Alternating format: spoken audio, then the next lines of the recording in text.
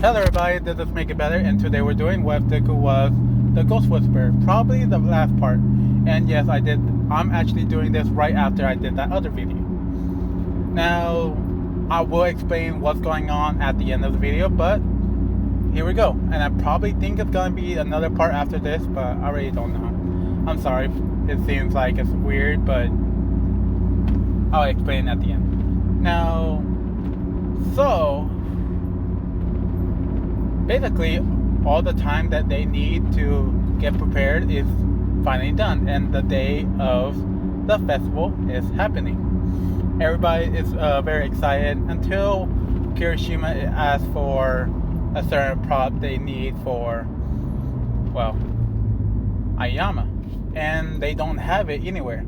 They were going to use the Zero's tape, but Zero is getting prepared for his costume. Hold on. Okay, back on it. Another rocky road. Now, where was I? Damn it. But they explained they need more other stuff. Some black paint, other stuff like that. And also food and snacks for everybody else.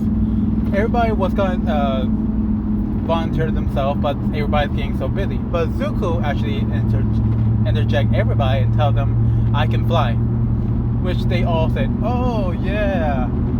So they all write down what they need and what they want. And Zuko accepted all of this, get up, take a backpack, and went off to a store. By this point, Zuko ran into Sargento.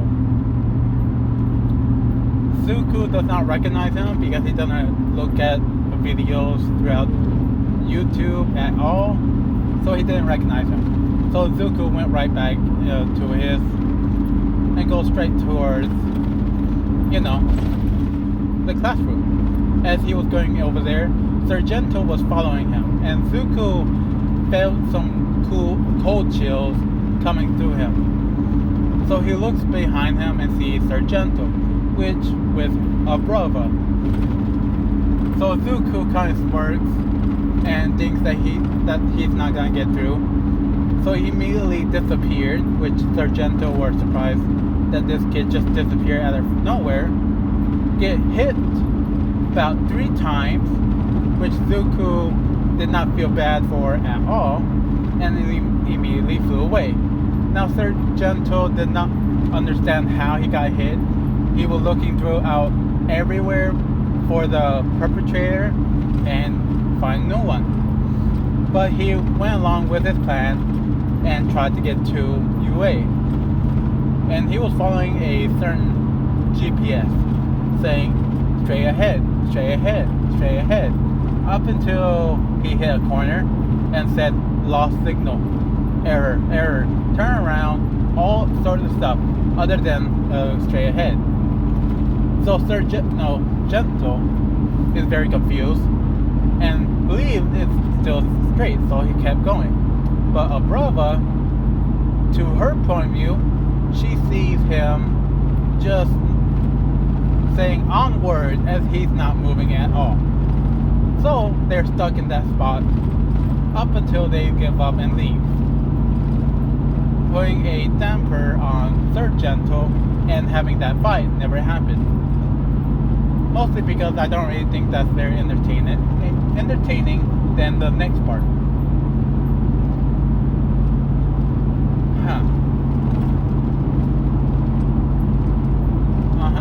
Yeah, I'll do that.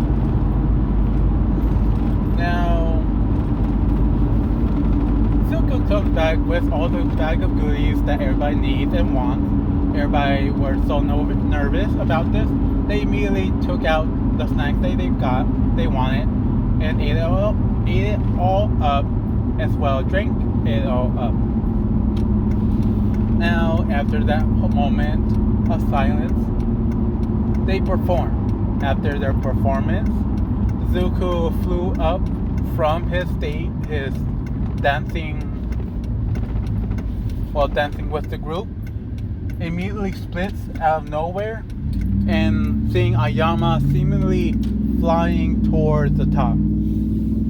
And Ayama immediately getting spent around by Zuko, Now Zuko being intangible as well invisible, having Ayama spits out all of his naval laser around as if a light show. And all of this going on, he sees and he looks down, sees Eri with Muriel.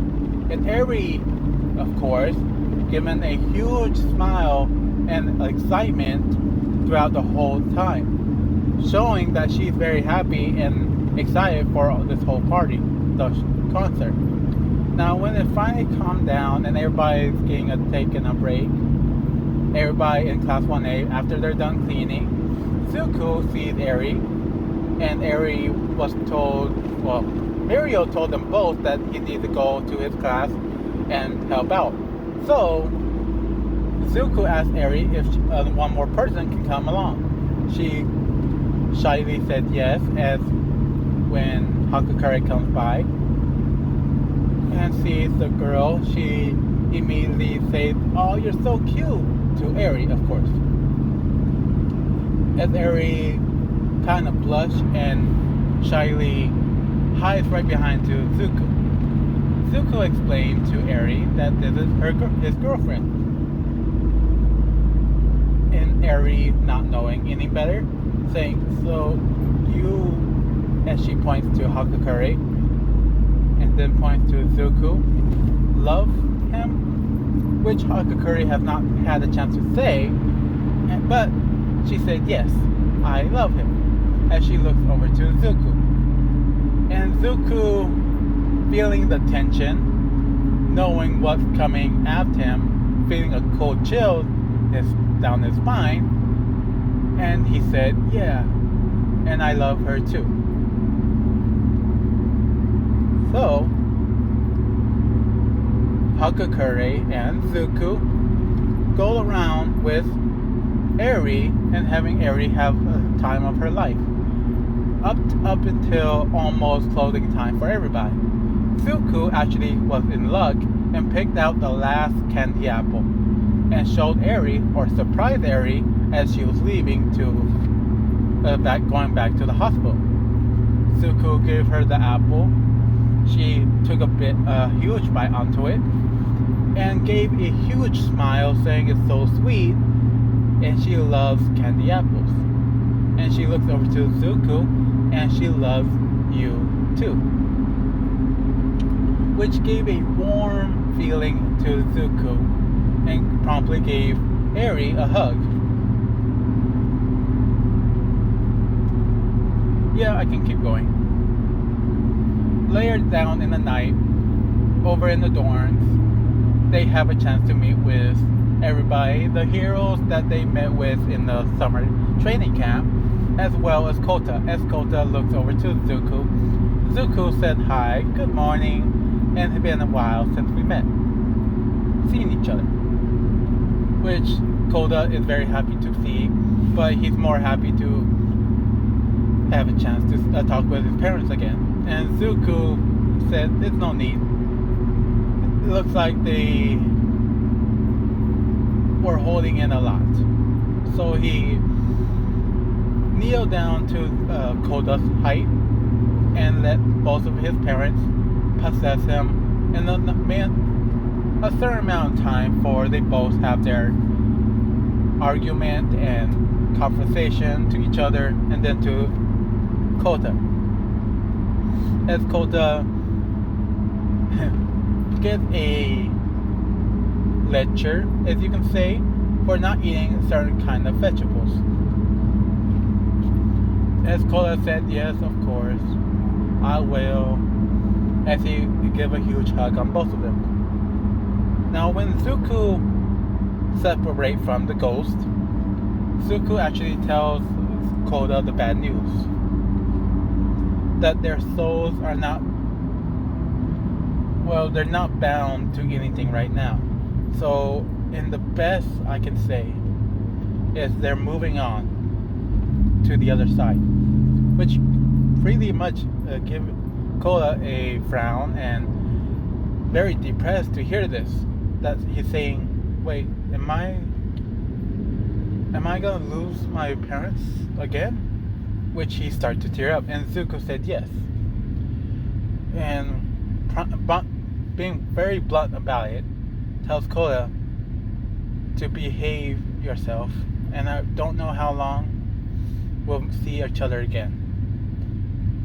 So be a good boy, like your mother said, and be a man, like your father said, and be the best hero that you can be, as I say.